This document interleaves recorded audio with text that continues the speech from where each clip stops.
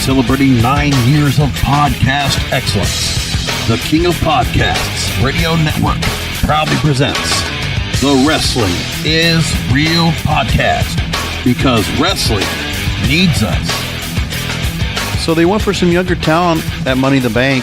If you were asking for new faces to actually be up in front and be given some chances, well, you have opportunities happening tonight at Money in the Bank with Liv Morgan.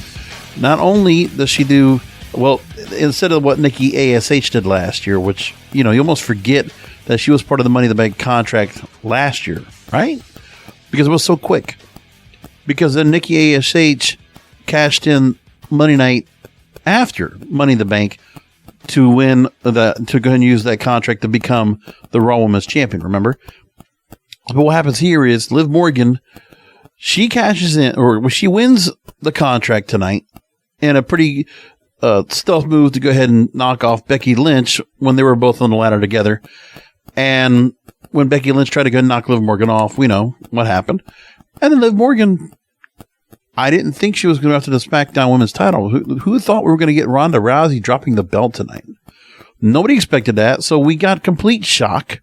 Never get that often. And Liv Morgan gets to go ahead and say that she beat Ronda Rousey, one of the few that does that. Now, of course, it was after the match and was a cash-in, so it's one of those kind of the fluky type wins, but Liv Morgan's now SmackDown Women's Champion. And that opens the door for a lot more women to go ahead and work with Liv Morgan as the champion.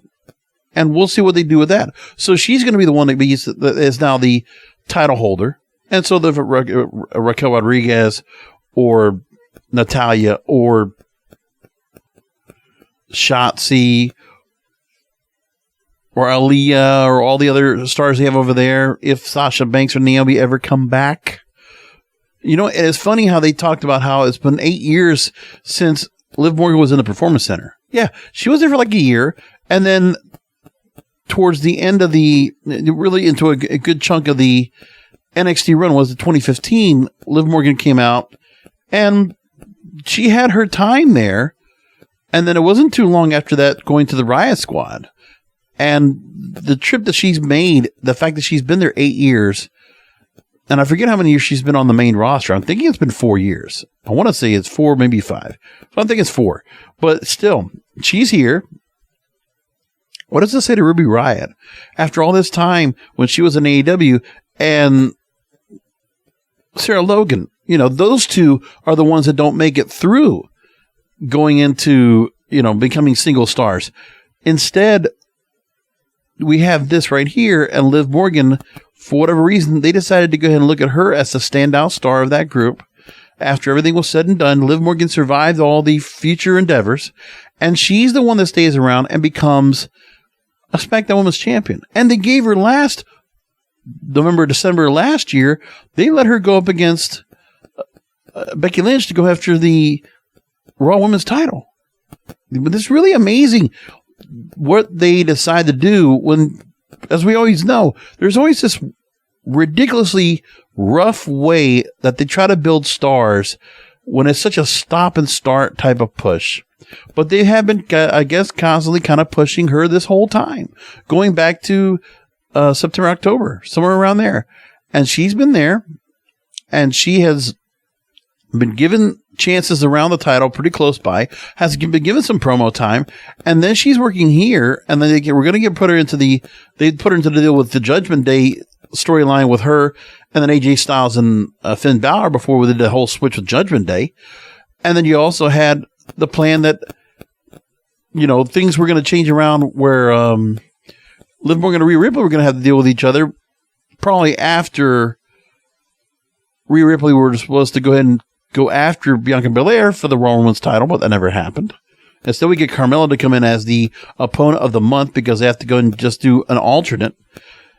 And then here, Liv Morgan, just out of shock and awe, we're just going to give you this unpredictability of giving her the chance to win this belt. I mean, I'm fine with it. I still think her promo ability is not that good, but she's a likable character, and she's a likable babyface. That's, I guess, what they're going to try to do here. And they don't have a problem having a babyface on the women's side get the Money in the Bank contract and just give that opportunity out. They don't mind doing that. And especially for stars they've had for a while that have been sitting there for a while. So they did this. They decided on it. Okay, I get it. I don't know if it's still the choice du jour, but, you know, that's what they're going to decide to do. Now, compared to what they've done before, and it is kind of interesting on who they decide to go and have win these respective belts every year for the Money in the Bank ladder match. So 2017 was the first winner, and that was Carmella. 2018 was Alexa Bliss. Bayley in 2019. So when they've had particular cash-ins, as of late, there were the really established women's stars they've had from the whole women's evolution, right? That have been the important ones in this. So they get this here, and they decide to go ahead and go along with this, and it's like, okay, we went with Nikki ASH last year, and they decided here for Liv Morgan, and there aren't any other really established women's stars that they really need to give that contract with. So if tonight were to happen, Rhea Ripley wasn't going to be in that contract match. She wasn't going to be in that ladder match because you already had a title match with Bianca Belair. And it doesn't look like there's anybody else they're willing to go ahead and put the strap on the back right now, or a rocket on their back, to try to boost them up higher. They've been taking time to work on Liv Morgan since last year. That was their choice, and decided to go and stay that route, and it's the push. That's why she wins this year, and it makes sense to me. It's a nice feel-good moment for her. And she had, they said, was her mom and her sister in the crowd, so all that working out for her was a nice way that Michael Cole kind of put it together as she wins this, and the fact that he went ahead and did the cash-in tonight. And I'm wondering what that means for Ronda Rousey about why she's not part of this now. And does she go after a rematch, or what do they do now with Ronda Rousey going forward? I'm wondering if she's injured. She is taking a break. I don't know what this means, but she's been out there, you know, since WrestleMania, and she's been out there consistently. Does she not work SummerSlam? It didn't look like they had anybody set for Ronda Rousey to go up at SummerSlam in the first place. So you held the belt, and she's had it here. What else do you do with her? And I don't know what that is. I don't know what you do with her right now. But I'm guessing she's going to be on the SmackDown brand. I don't know if she stays around for a while or what, if she's going to be on there consistently, but you take her out of the whole mix. One of your big part-time stars is not going to be part of this mix unless they find a way to interject her somewhere in here again. But I guess that title doesn't matter with her unless they do something else here where there are some other featured matches where Ronda Rousey doesn't need to have the belt. I don't know if Charlotte Flair comes back. I don't know if Bayley comes back. I don't know who else comes back. But I feel like if you're going to have Ronda Rousey not have that belt, then you might as well go ahead and have somebody else working with her on non-title matches. That's at least where I see things. Now, as for Austin Theory, I'm not sure what the whole onus was for him to go and have this. And they decide in the weird way, okay, well, he drops the U.S. title in favor of getting in sneakily through the Vince McMahon way to push him up into the main event and push him into that Money in the Bank ladder match. And let's just see what happens there. It's been an interesting road for Austin Theory all the way up, where they've gone with him. So going back to 2020, Theory actually was part of the whole thing with Seth Rollins, right? And the whole idea of having him with the whole Monday Night Messiah thing with Seth Rollins. And then you have him here, and he did lose in a qualifying match to Aleister Black. And then you go here, and then he comes back repackaged, and then we get him here, and it's like, okay, so what's next for him? So he's kind of been off and on the roster. He's definitely been pushed a lot. They gave him that U.S. title, which wasn't that long ago he won it. And here he is, sneakily winning into this match. And ironically, the odds-on favorite, the one that everybody thought, the favorite that everybody wanted to see win was Riddle, and it did not happen. So the crowd gets screw jobbed. WWE likes to do those kind of things, and they chose on that route. Okay, I get where they're coming from with that. So it was interesting they decided to go that route, and they said, okay, then we're going to go ahead and just leave it as is. And that's it. Done. I just thought it was very interesting that we got to that, and it's like, we're just going to go ahead and give Theory this opportunity. But listen, you don't have to like the fact that you have this 24-year-old star that's being given the John Cena push right now, because they really feel like he is. I guess they probably felt really good with his work with Lashley, but Lashley needs to continue to be strong as well. So give him that U.S. title back, and then you could do with what you want with Lashley. And it worked out for the crowd in Vegas because they loved it. And the crowd, it wasn't even so much when Theory grabbed the briefcase as it was when Riddle was thrown off the ladder. It was the funny part of the whole night when you look at it. So in the matches tonight we got, by the way, we're going to talk about this right now. We're going to just run through quickly to the Money in the Bank card. And I'm also going to talk about Impact Wrestling's Against All Odds, because I forgot it was supposed to be on Friday night, and I did catch it. So I'll talk about that. I actually watched that right before I watched Money in the Bank.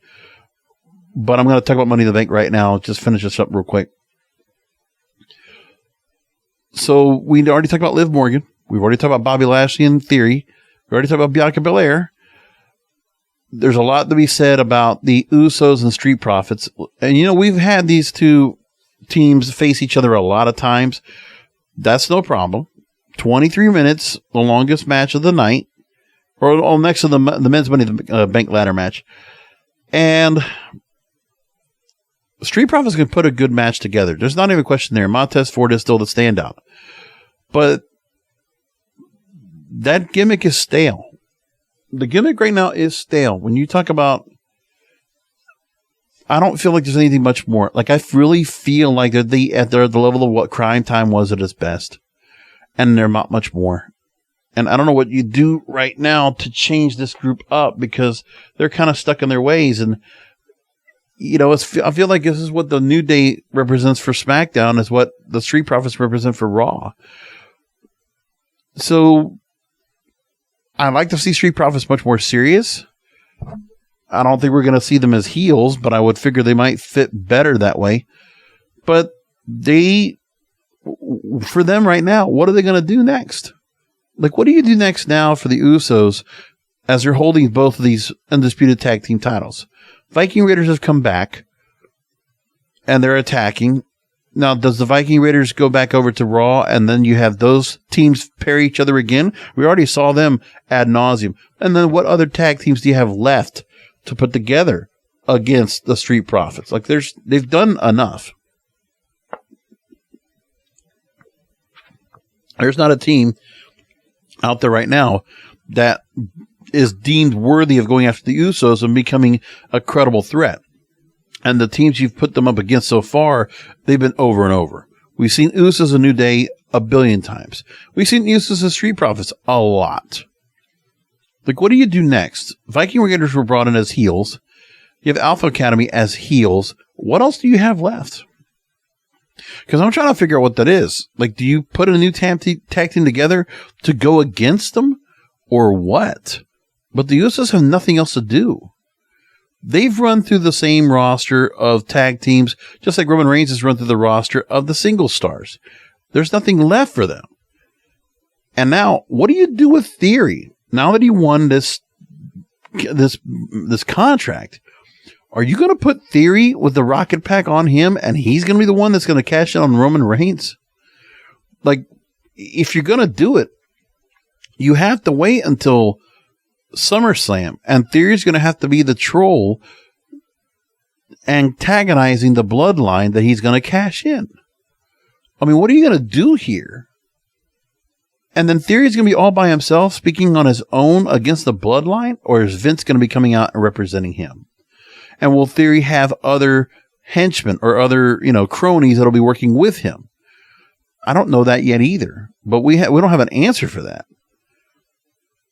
We're going to worry about The Miz working together with Theory, because we know that The Miz and Logan Paul are going to set for SummerSlam. So what do you have left after that? What do you do next? I don't know. Theory holding on to this doesn't give me any kind of vibes more than it's just a cheap cash in for Theory. That's the way he's going to get the belts. And you're going to make Theory undisputed champion. It doesn't make sense for me for them to go the Baron Corbin route, where Corbin won the briefcase and did not successfully cash in. They're not going to do that to Theory, are they? Like, what do you do right there to get this done?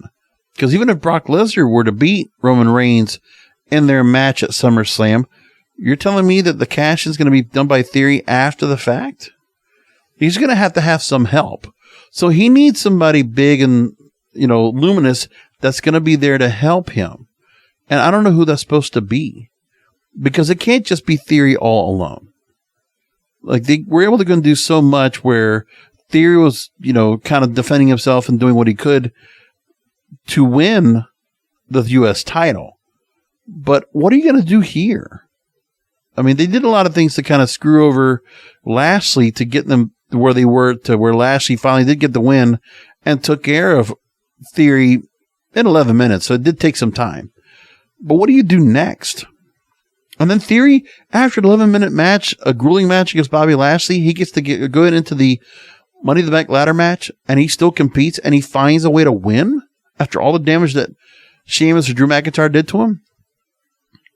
It doesn't make sense to me, but they obviously have a push on him, but it's this anticlimactic type of this sneak around cheap heel push. Theory doesn't look strong after all this.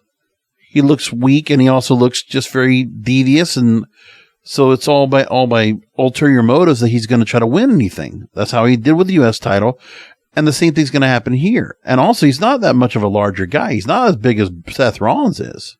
Like, he's defined. He's got a size. He's over 200 pounds. But what else do you do with him? And he's not necessarily overly tall either. Like, I get the gimmick. I get all of that. But you're going to have to sell Theory to an audience that he could be legitimately able to go and cash in against Brock Lesnar or Roman Reigns at SummerSlam. I don't see Theory holding on to that cash in much later than that. Because of what opponents do you have for Roman Reigns after this? They still have Drew McIntyre in their back pocket. They can go back to that anytime they want. But what do you do after that? I mean, I don't get this part. It's not Otis bad, where they gave Otis the briefcase and all of that.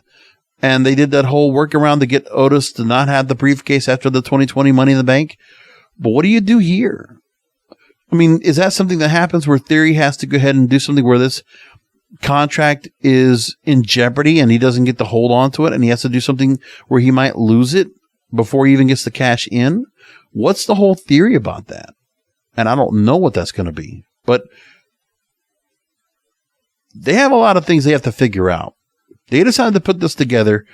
All right, if this is what you want to do, that's okay. Go right for it. I don't understand where they're going to go with this going forward. That's just about Money in the Bank. Bianca Belair getting the strong win. And there are a lot of title holders that don't have many opponents to go up against. They were able to put this together. And then we get SummerSlam after this. And then you're asking yourself, what do you have coming up for SummerSlam that's going to build out Nissan Stadium and what they have so far? So we know that Roman Reigns and Brock Lesnar are going to be last man standing, which that could be a good 30 to 45 minute match to cover that night. Logan Paul and The Miz, Baron Corbin against Pat McAfee, right? Happy Corbin against Pat McAfee, most likely. But then you have to go and set up in 4 weeks. Who do you have going up against Bianca Belair? Who do you have going up against Liv Morgan? I mean, I guess there's a lot of people you can put up against Liv Morgan now. There's a lot of different opponents you could probably think of if you wanted to. I mean, if you wanted Raquel Rodriguez to also get a rub off this title, you could put her into the mix against Liv Morgan, but I don't know if you do that either. There's not a lot of answers here. And this roster and what they are doing with themselves doesn't give much for us to do. So I don't know what you do. So Roman and Brock, do you set Ronda into a match here? Are you going to bring other part-timers back? We know John Cena is here. Now, that's the other thing. Now that Theory has cashed in, we know John Cena most likely will have to take on Theory. That's like the proposed match we're supposed to be seeing down the line, and maybe that's the match for SummerSlam. This is what I'm thinking. That John Cena takes on Theory, and somehow they put the Money in the Bank contract up for grabs. And John Cena wins. So he can go ahead and cash in against Roman Reigns at WrestleMania? I don't know. I mean, because with John Cena, what are you going to do here? If he's coming back, is he just coming in just to go ahead and put over Theory, or is he trying to win that 60? Is he trying to break the record? Are they going to have him break the record of the most title reigns? Because I can see them doing that. And they can find a way to get him and Roman Reigns together. And then Theory gets the cash, gets the distinction of being U.S. champion, and then being the Money in the Bank, the Mr. Money in the Bank. He has those two distinctions so far. And then you just say, okay, we gave you a rub, kid. That's as much as we're going to give you right now. We're not making you a champion. And we're not going to afford to have you lose your championship match. We're not going to do that either. Because no matter what, I don't see where you could put Theory up and make him a champion now anyway and be the face of the entire company on the men's side. I don't see it. Unless there's something they have in mind that's going to help build up Theory to a point where they can make that happen. I don't have any clue how they do that at all. So we'll leave it there. We'll figure out what they're going to figure out. But the show tonight, they gave me a little bit of shock and awe. I was really surprised with Liv Morgan. It was a nice feel-good moment. I don't have a problem with that. And actually, I don't have much of a problem when it comes to Theory also winning the Money in the Bank briefcase at any other time. But, how do you work around the Roman Reigns conundrum? What do you do right there? How do you make that work? I don't have any clue what you do right now to make that work. So I'm all ears. I'm curious what they're going to do. But I don't see how they work themselves around it. I don't see how they untangle out of this web. Does Riddle get involved with Theory after this? Because we need to have some kind of thing going on where Riddle loses a chance at this cash-in and something happens. And then the other part is because that Adam Pearce injected his authority to put Theory in the match. And does that make that cash-in kind of an invalid kind of feel? And Theory has to go ahead and do something to go ahead and hold on to that briefcase. I feel like they left some kind of a loophole there for that to happen. And I don't know what that's supposed to be. Because I can imagine that Riddle and John Cena are going to be focused for SummerSlam for Theory, whatever you decide to do. For Riddle, I don't even know what you do. Because they didn't decide to put him here. They're obviously putting a rocket on his back. But they want him to chase. But he already lost to Roman Reigns. But we need to wait for Riddle the chance to chase for the world title. But it can't be Roman Reigns. Now, if it's Brock Lesnar, and this is the other thing I think about. What if we get to Brock Lesnar and he wins it at SummerSlam? And then Riddle's the one that gets to take on Brock Lesnar. I want to see that match. Both, and then let's just inject the MMA background. Let's give a little bit of note for Riddle because they've already made him more of a serious character. But I'd like to see where Lesnar and Riddle take on each other because I think you can make it a feasible match. I think you can make it a legitimate match. I would like to see Lesnar and Riddle. We're not going to see that right away, but I'd love to see that match down the line. If you got Lesnar coming back, let's get Lesnar and Riddle into a program. I really want to see that. Because maybe there's a point where after SummerSlam, we don't see Roman Reigns. He takes time off after the long reign, and you just give him a break. Because I can see them doing that. Because remember, they're getting limited dates with him. So let him finish the SummerSlam. Let Brock Lesnar take the belt, and let's get Riddle into the mix. And then while you're doing it, that Theory be the one that's kind of dangling the Money in the Bank contract here and do that. if you're going to do anything, that's where you got to go. Because I don't know what else you do. And then when you're in this mix, Brock Lesnar and Riddle, then you could throw Drew McIntyre into the mix, into that title picture. Like, he can be involved in that some way, somehow. And what you do is Riddle, you just keep him over on SmackDown. Somewhere, like, I'd like to see him going on over there and just work SmackDown. Let's see what happens with it. It doesn't sound like Randy Orton's coming back anytime soon. It doesn't matter about them being tag team champions right now anyway. The RK Bro thing is great. And I think somewhere down the line, you can always come back to Randy Orton. And there could always be a program where Randy Orton... I always said Riddle would go heel, but that's not going to happen now. Riddle's way too over for everything. So Randy Orton will have to come back as a heel, as probably was the original plan on that tag team, because Randy's moves have been stolen so much by Riddle, and he's basically claiming them as his own, that maybe they'll do something where Randy Orton comes back as a heel, he turns, and then Randy and Riddle will take on each other. But if you want to go up to SummerSlam and you want to go forward, I think you're going to have to go and have Lesnar take that belt back. Be the one that beats Roman Reigns when it's all said and done. And then go from there. And let's go to Lesnar and Riddle after that. Or you can go to Lesnar and McIntyre. But Riddle needs to be chasing. And let him go to a chase. And then who knows what you do. How you get him there to win, if it's the Undisputed or if the belts are split. I don't know.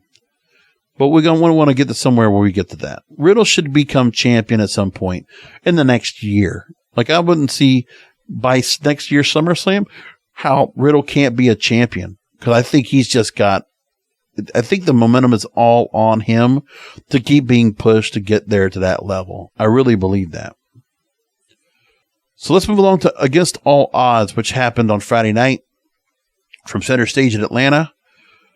10 matches on the card. 8 on the main card, a Black Taurus and Laredo Kid, which was a nice quick match. But, you know, in Impact Wrestling, this match doesn't mean much to this crowd because it's a lucha match, and there's not much lucha action going on anymore in Impact Wrestling. They definitely don't make a big point about it.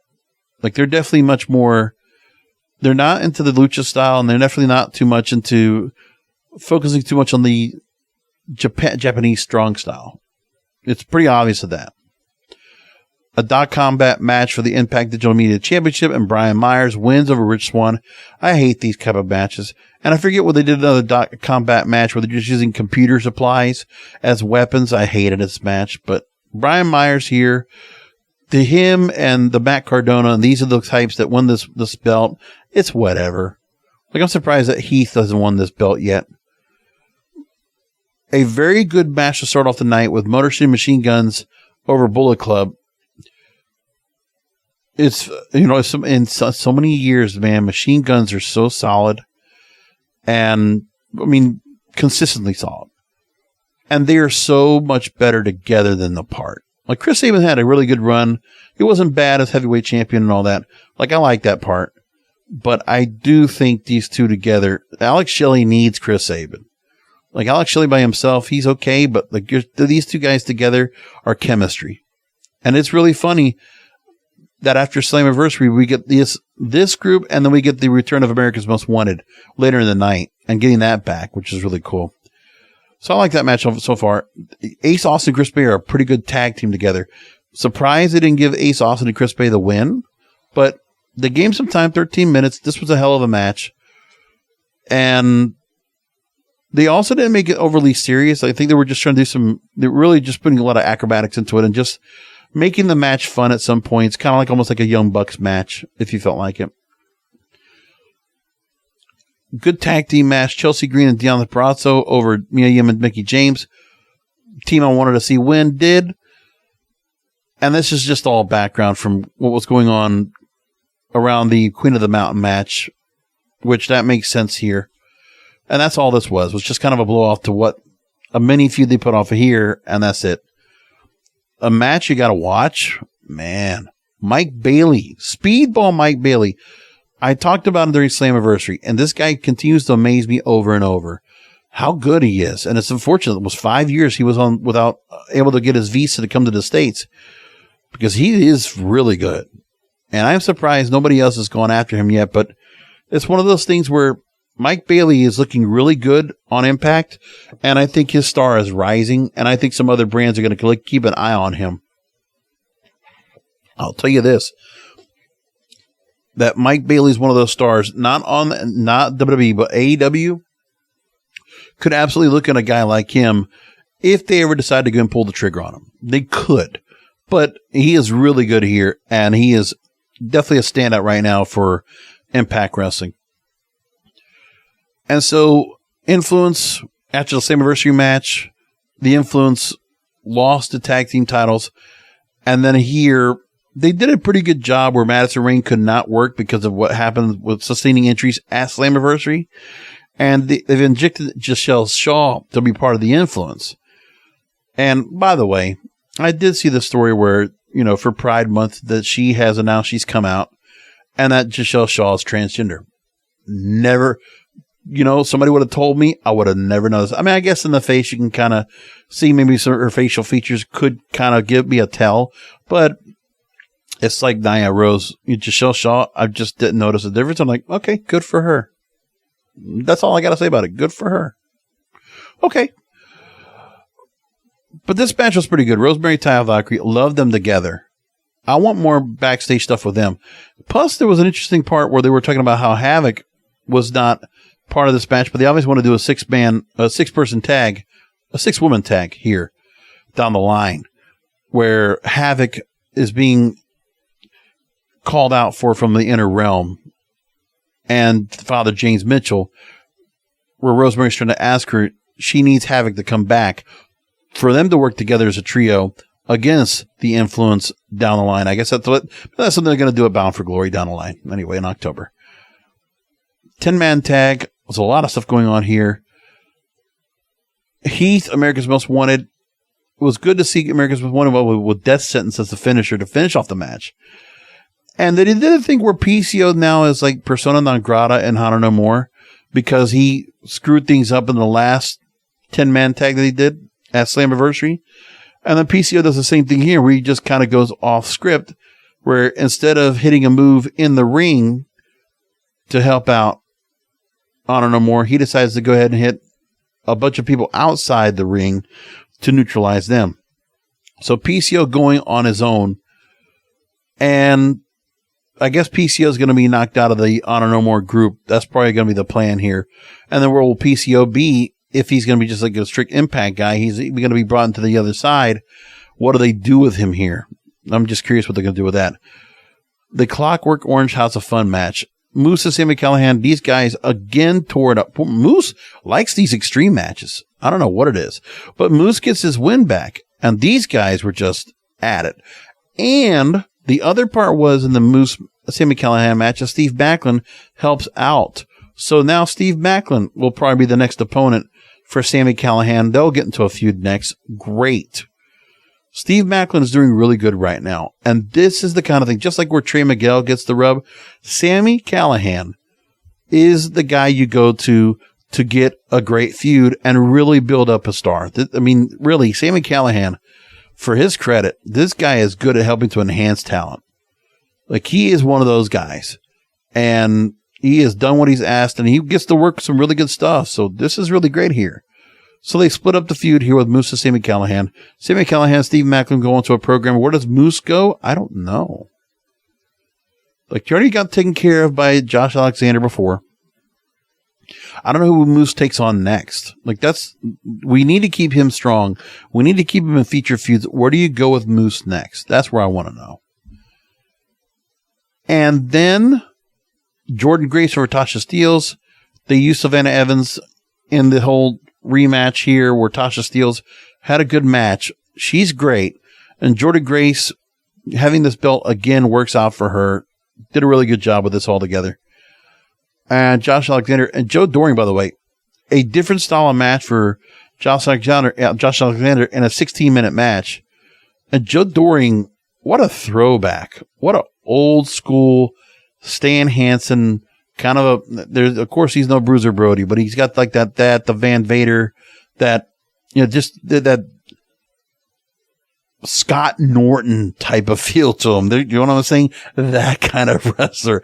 Rather you read what was bringing up a lot of Japanese stars and I always think, yeah, Scott Norton's another one of those guys. It's like that mold. Joe Doring is definitely in that mold. And Joe Doring, he's a pretty big, agile cat for looking like almost 7 foot and 300 pounds. That guy is huge and quite a scowl on his face. That guy is, he would probably have fit great in the 70s and 80s. He would have fit great in the territory days. I kid you not. And there's something about where Impact Wrestling brought him in. I can see why Scott D'Amore has a thing about him where they brought him in because he has been something else. And it was nice to see him in this match here. And Josh Alexander looks really good. Like this match with Joe Doring makes him look better. And Josh Alexander continues to look strong. I just don't know who you have next. Like you need a big feud now going into Bound for Glory for Josh Alexander. Who is that going to be? Because you've already gone through Violent by Design. What is next? And I don't know what you're going to do there, but I want to know what that's going to be. They got a lot of things to work out, but the commentary is great. The crowd they got a little tired towards the end, but it was a good crowd overall.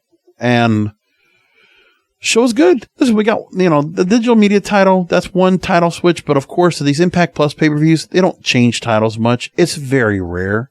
But they decided to do nothing like that here. But all the matches were good. Another pretty consistent show. A good A- to a B+ show. I don't complain about this here. And that's it. That's where everything is right now with Money in the Bank tonight. And against all odds. Wanted to make sure I added that for you here on the program. And we'll leave it there. We will come back this coming Wednesday going into Thursday. We'll see what the fallout is. We'll have the Great American Bash with NXT. I guess I could take a quick minute and talk about that and what they have planned for that. I don't know if I actually brought it up or not, but I'll bring it up real quick here. In terms of the matches they got 6 matches already announced. I'm already going to tell you, I think Cameron Grimes will take Braun Breaker for the NXT title, and I think Braun Breaker works his way up. I think he gets called up. Toxic Attraction, I think Cora Jade and Roxanne Perez will win the NXT women's tag team titles, and I think Toxic Attraction will also get called up. I really do. Listen, maybe I'm wrong, but I don't see where either of those, where Braun Breaker and Toxic Attraction don't get pushed up. I feel like they need to have some momentum going into the fall, and they need to put some other fresh faces up there right away because they are a bit stagnant, and they need to inject some new fresh blood in there. They've done some of that, but they need to do more. They really have to. There's a lot of stagnation in there with some of their roster. I'll take Wesley over Trick Williams. I'll take Carmelo Hayes over Grayson Waller. I'll take Creed Brothers over Diamond Mine, and I'll take Tiffany Stratton over Wendy Chu. That's how I'm going to call it. We'll come back this Wednesday going into Thursday for another regular edition of the Wrestling is Real podcast because wrestling needs us. Thank you for listening to the Wrestling is Real podcast. You can find all previous episodes at WrestlingIsReal.com or subscribe to the show on all major podcast outlets, including Apple, Amazon, Google, Spotify, and iHeartRadio. Follow the King of Podcasts on Twitter, Facebook, and Instagram at King of Podcasts, and search King of Podcasts on YouTube, or type youtube.com/JBRASCO951. This has been a presentation of the King of Podcasts Radio Network.